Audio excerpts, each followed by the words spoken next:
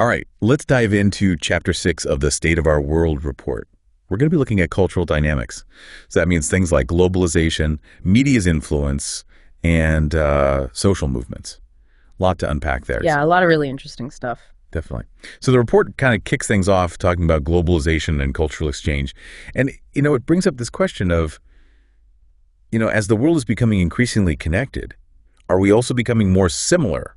Is there, a risk of cultures losing their sort of unique flavors? What are your initial thoughts on that kind of push and pull? Well, I think that's a question that a lot of people are grappling with right now. Some people think that globalization is leading to homogenization, where everything starts to look and feel the same. But I think it's more complicated than that. If you look at something like the rise of K-pop, for example, it's a global phenomenon, right? Right. But it blends Korean and Western influences.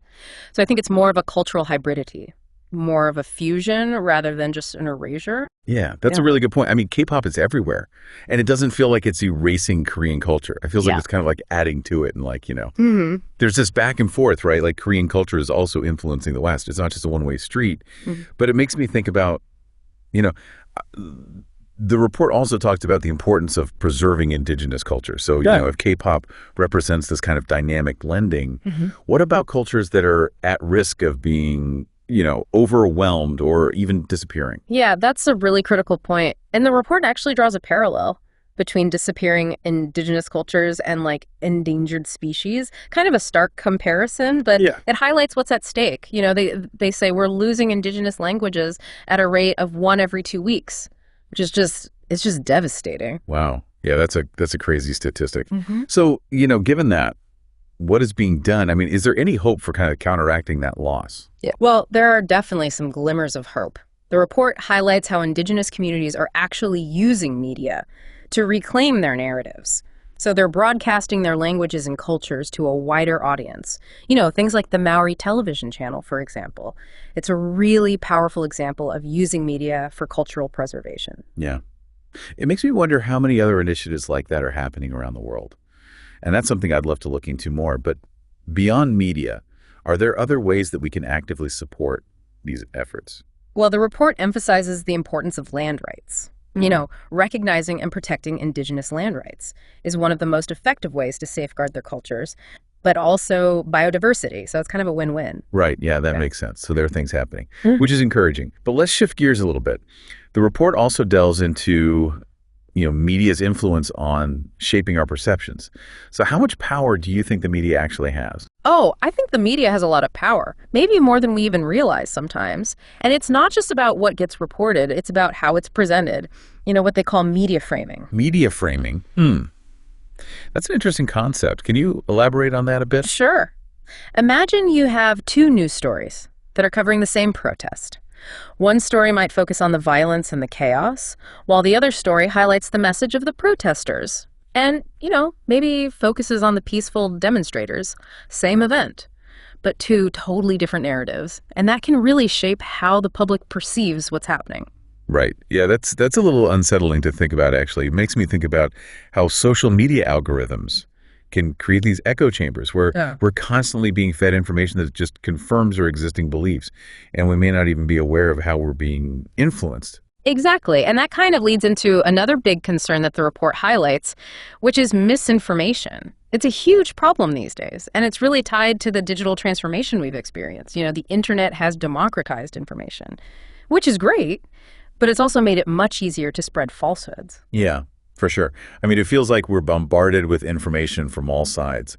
So how do we even navigate this landscape? What are some practical steps that people can take to kind of discern fact from fiction? Well, the report suggests a couple things. First, supporting fact-checking initiatives. Organizations like Snopes and factcheck.org play a really important role in debunking false information. Oh, yeah. Those are great resources. Yeah, they're really helpful. But even more important is developing strong media literacy skills. It's like having a superpower in the digital age, being able to spot bias, evaluate sources, and not just take everything at face value. I love that. Media literacy as a superpower. That's a great way to put it. It's definitely a skill that we could all benefit from honing. Yeah, it's like having that filter, for your information. Yeah, I like that. Yeah. It's a good way to think about it.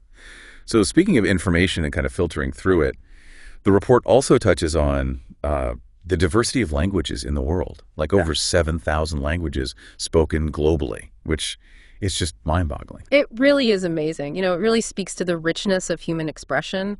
But as the report points out, many of these languages are actually facing extinction. Some of them only have a handful of speakers left. Yeah.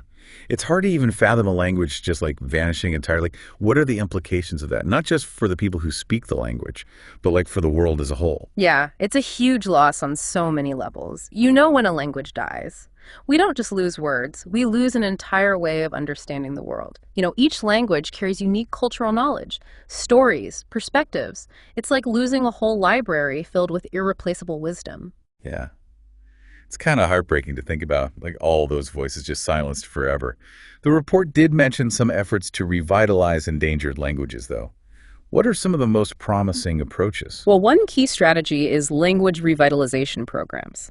These programs focus on teaching endangered languages to younger generations, integrating them into schools, daily life, really making the language relevant again. Right. So it's not just about preserving it in the museum, it's about actually like using it and making sure that it continues to be used. Exactly. If younger generations don't see a purpose for the language, it's unlikely to survive. Right. That makes sense.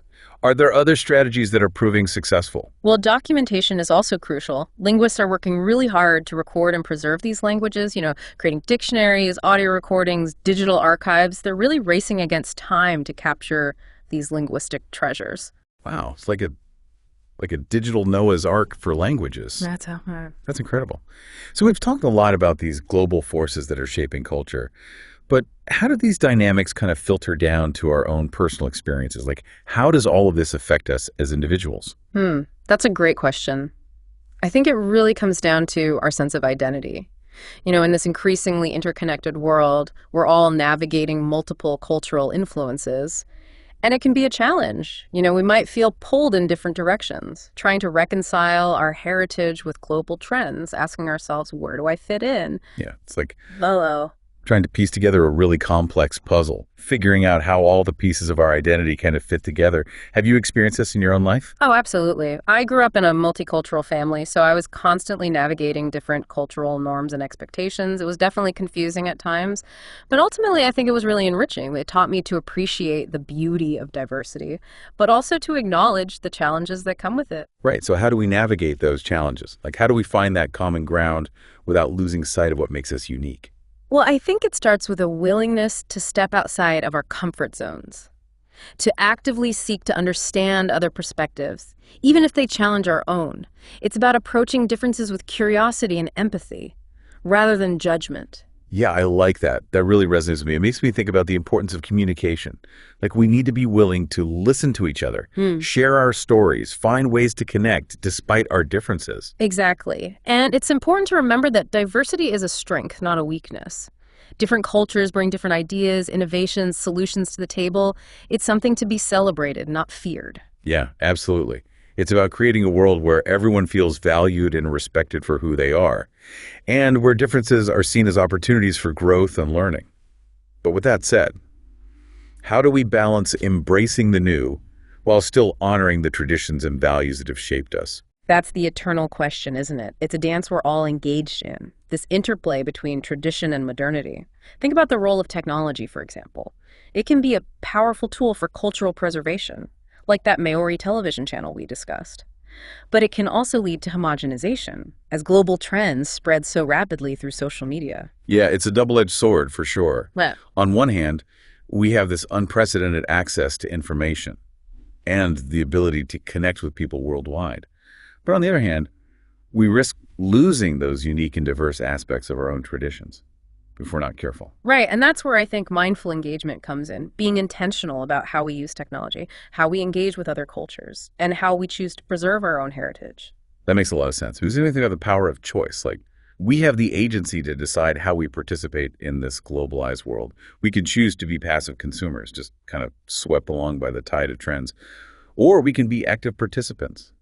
Critically evaluate information and make conscious choices about what we embrace and what we choose to preserve. Exactly, recognizing our role as active participants in shaping the cultural landscape, both locally and globally. So, what kind of world do you want to see? How do you envision yourself contributing to that world? Wow, that's a really powerful question to ponder. Yeah, it really makes you think. When I think back on everything we've talked about today, I'm just struck by like the complexity of it all. It's like, cultural dynamics. It's like this tapestry with all these threads interwoven, and it's constantly shifting and evolving. Yeah, that's a beautiful way to put it. And within that tapestry, you have this interplay between like tradition and modernity, the local and the global, the individual and the collective. It's a constant dance. It really is. Yeah. And we're not just spectators, like we are active participants in that dance. Our choices, our actions, even our everyday interactions, all of that contributes to shaping this cultural landscape. Absolutely. And it all goes back to that question, right? What kind of world do you want to see? How are you going to contribute to this ever-evolving tapestry? It's a big question. It challenges us to think about our values, our beliefs, our role in the world. I don't think there are any easy answers, but it's something that we all need to think about carefully. And maybe the journey is more important than the destination. It's about embracing those complexities, having those conversations, being open to learning and growing along the way. Yeah, for sure. And that's what we've tried to do today, explore this incredible tapestry of cultural dynamics, from globalization to media's influence to personal identity. It's been a whirlwind tour, but hopefully we've given you some things to think about, sparked some curiosity. I know it has for me. As we wrap up, I just want to thank you for joining us on this deep dive. Remember that culture is alive. It's constantly changing. Embrace the diversity. Be mindful of the challenges. And most importantly, be an active participant in shaping the culture of tomorrow. Keep asking those questions, keep challenging those assumptions, and keep the conversation going. That's great advice. And until next time, happy deep diving.